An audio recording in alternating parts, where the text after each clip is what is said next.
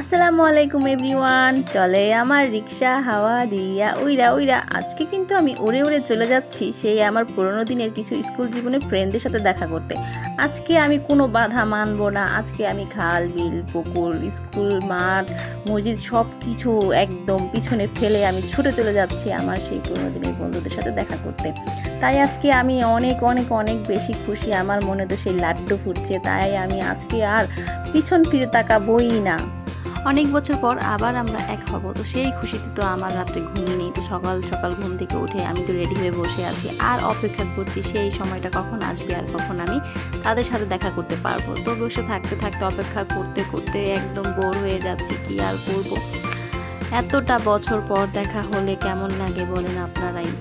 তো যাই হোক, ওয়েট করতে করতে আমি তো রেডি হয়ে গেছি, এমনকি সময়টাও হয়ে গেছে। তারপর আমি রিক্সাটা নিয়ে চলে আসলাম আমার সেই গন্তব্যে। তো আমি এখানে চলে আসছি, চলে এসে আমি এখানে দেখতে পাচ্ছি ওরা কেউ এখনও আসেনি। তো আমি আর আমার বেশি এক্সাইটমেন্টের কারণে আমি একটু জলদি চলে আসছি। যেহেতু আসছি তো আমি এখানে একটা কফি হাউসে এসেই সেই পুরোনো দিনের একটা গান মনে পড়ে গেল। কফি হাউসের সেই আড্ডাটা জানি আসলেই নেই, কারণ সময়ের সাথে সাথে সব কিছুই অনেক চেঞ্জ হয়ে যায়, তো মানুষও চেঞ্জ হয়ে যায়, যার কারণে এত বছর পর আমাদের দেখা হচ্ছে।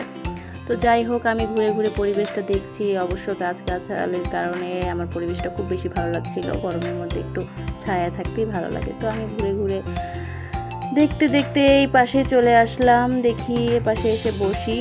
এই পাশটা একটু বেশি ঠান্ডা ছিল, এই পাশটা একটু গরম। তো বসে বসে ওয়েট করছি যে কখন তারা আসবে। তো ওয়েট করার কিছুক্ষণ পর ভাবলাম নিজেও একটু স্টাইল করে হেঁটে নেই। তো আর কি করার, নিজেও একটু স্টাইল করে হাঁটা শুরু করলাম। তো যাই হোক, এখন হাঁটতে হাঁটতে চোখে পড়ে গেলো দোলনাটা। তো দোলনাটা দেখে মনে হলো যে বাচ্চাদের মতো একটু দোলে নিই। তো এটার উপরে বসে আমাকে নিচে গিয়ে একটু বাচ্চা বাচ্চা ফিল হচ্ছিল। দোল দোল দোলনি রাঙা মাথায় চিরুনি।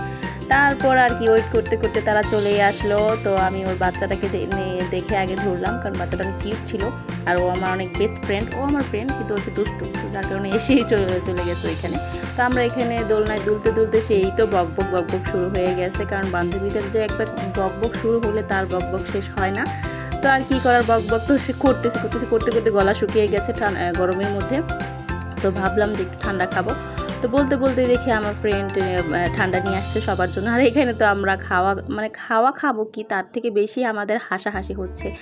তো এটা সবাই জানি যে বন্ধুবান্ধব সব এক জায়গায় হলে একটু হাসাহাসি কথা একটু বেশি হয়, কিন্তু আমরা কিন্তু স্কুল জীবনের বন্ধুবান্ধব হলো সেই আগের ছোটোটা আর কেউ নেই, সবাই ওখানে ওরা বড় হয়ে গেছে। তো যাই হোক, একসাথে এতটা সময় কাটালাম, এত বেশি ভালো লাগলো যা বলার। তো সবাই ছেড়ে গেলেও বন্ধু কখনো ছেড়ে যায় না, তাই বন্ধুর হাত শক্ত করে ধরে রাখতে হবে।